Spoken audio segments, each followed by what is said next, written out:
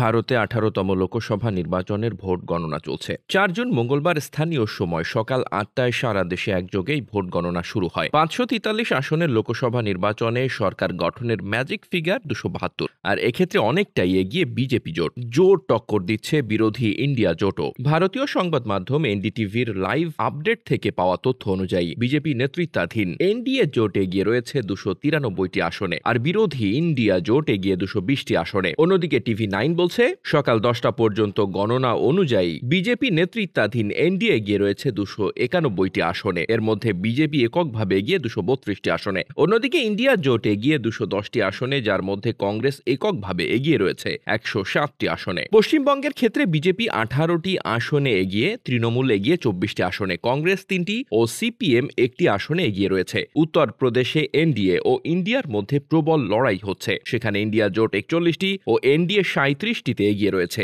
যোগী আদিত্যনাথের রাজ্যের প্রাথমিক এগিয়ে পিছিয়ে থাকার প্রবণতা শেষ পর্যন্ত কোথায় গিয়ে দাঁড়ায় সেটা দেখার। বিহারে এনডিএ 30 ও ইন্ডিয়া 10টি আসন, গুজরাটে বিজেপি 21 ও ইন্ডিয়া 5টি আসনে, মহারাষ্ট্রে ইন্ডিয়া 25 ও ইউপি 18টি আসনে, রাজস্থানে বিজেপি 13 ও ইন্ডিয়া 10টি আসনে এগিয়ে রয়েছে।